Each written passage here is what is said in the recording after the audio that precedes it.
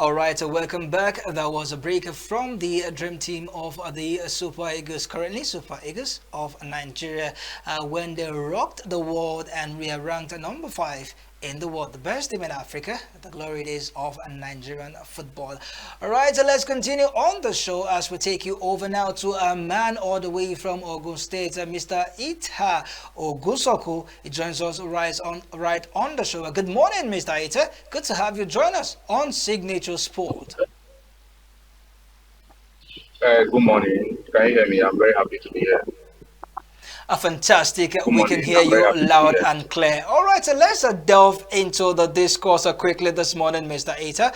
Over the weekend, it was Okay. beautiful games of football that rocked the entire European scene. First off, let's begin from Arsenal. It's been 3 games without a win for Arsenal. Over the weekend, they yet again have failed to record a win. Should we say it is game over for Arsenal in their quest to win in the English Premier League?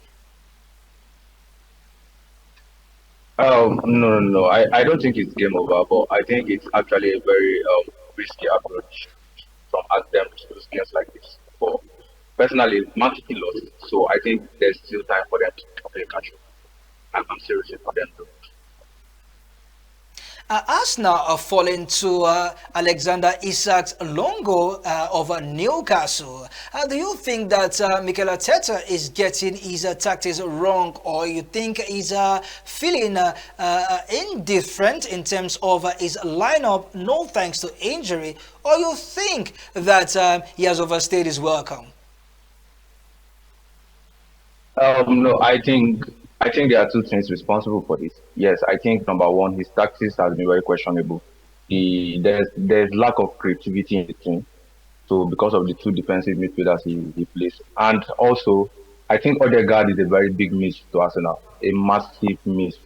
You can say Trossard is coming into the lineup, but you cannot take away the role that Odegaard plays in this team. He's like the Name, oil of the name, midfield. name, name. So I think Arteta has to work on it and maybe find a solution to it. All right, as for us now, they will continue to see how they can bounce back from that defeat to Newcastle. 3 games without a win. I think Mikel Arteta and Arsenal fans should be worried as their quest to win in the EPL this season might just be dead on arrival. And away from Arsenal, let's talk about another team who failed to take their chances and they were punished deservedly. And that is Pep Guardiola's Manchester City. Fair to Bournemouth over the weekend by 2 goals to 1. At one point, it was 2 goals to 0. And Mr. Aita, how surprised were you over the scoreline? I'm telling you, I was literally screaming because this was supposed to be like a massive win for Man City. I was expecting like 3 to 4 goals barrage, but seeing the score line from Bournemouth, I think that Man City are actually lacking what we call a cutting edge. They have a midfield problem without Rodri. Kovacic cannot fill in Rodri, but irrespective, it was supposed to be a big win. So yes, I was high surprised. It took me unaware.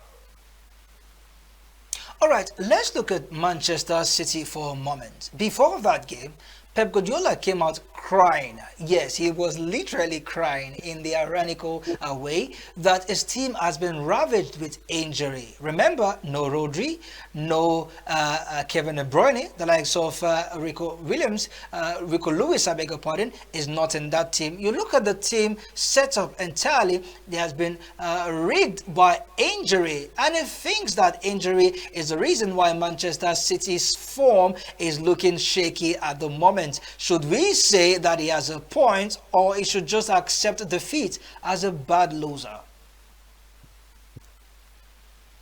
I think you have to accept defeat as a bad result. Yes, they are rigged with injuries, but this is a multi-million sport, right? This is a sport where you have different high quality of players, irrespective of injury to run danger, right? Man City can spell out a team that can be almost by 5 because I think it's a tactical flaw. I think that injury is not an excuse. Well, Manchester City injuries keep piling. The likes of Jeremy Doku, Savinho joins the other guys in the hospital. And as for Alan, there was an injury scare where he was falling and rising several times in that game. All right, let's get to the big one. Yes, I mean the big one because it was tagged Super Sunday, where Manchester United at the Old Trafford, coached by interim manager Ruud van Nistelrooy, was able to manage a draw in that game, thereby keeping their 100% record against Chelsea at the Old Trafford since 2013. What it simply means is, in 6 games, Manchester United have not been beaten by Chelsea, but rather they have been able to manage 7 draws and 5 wins. Mr. Aita, I know you to be a Manchester United fan. Were you disappointed or you were impressed by the results of Manchester United? No, no, I wasn't impressed. I wasn't impressed. I was disappointed because the quality of play from my end of Manchester United was not looking up to par. Yes, we had chances. I was disappointed we didn't take our chances. But as well, I was disappointed because they had to come back from one goal to score immediately after we scored. So it's a great disappointment. We were supposed to win the game. Let's look at Manchester United in that game. The thing was a little bit shaky at the first 15 minutes of the game, but along the line they were able to pick up themselves. You could see Rashford in that game where he struck the bar shortly before the halftime whistle. Overall, the team was good, but a certain Alejandro Garnacho was a culpable guy in that game, wasting several chances. Do you think that it deserved a starting place for Manchester United moving forward?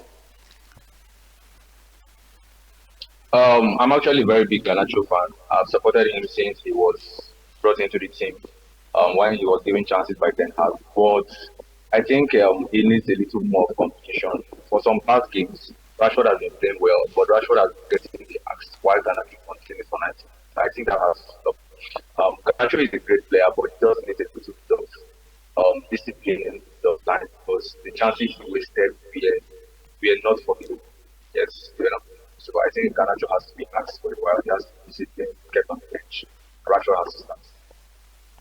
Moses Caicedo of Chelsea. He has scored 4 goals in the Premier League, and 2 of those 4 goals have come against Manchester United. Would you say that United defense we are not good enough against this stubborn Chelsea, or you think that Chelsea as a club didn't take their chance? I think defensively this season, Manchester United are very solid. And also, I can also say that we are very lucky, or we are very lucky with the Martinez tackle on Palmer. That was supposed to be a red from the view. For Chelsea, with the players that the caliber of players that they have, for them to score just 1 goal against Manchester United, I think defensively we are very solid here.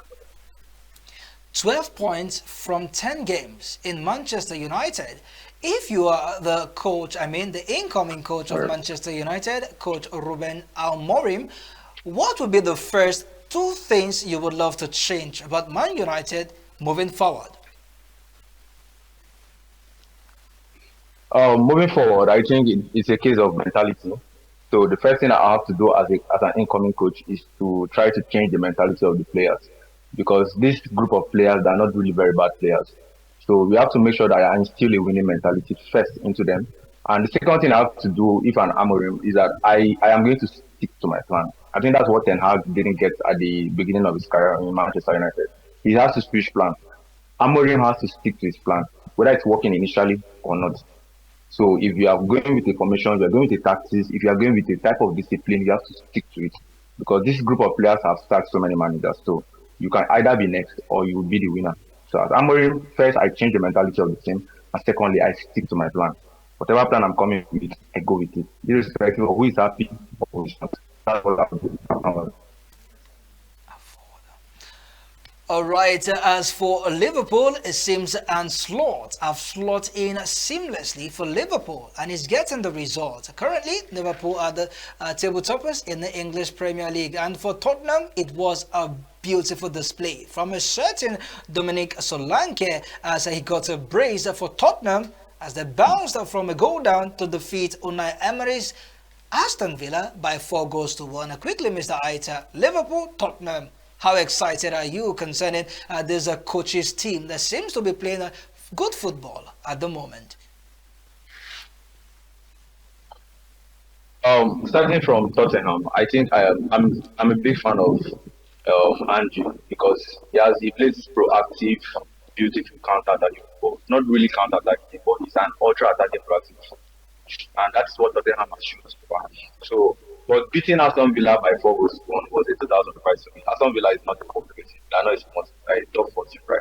So that was like a massive result for them, and I'm very happy for what they are doing on the pitch.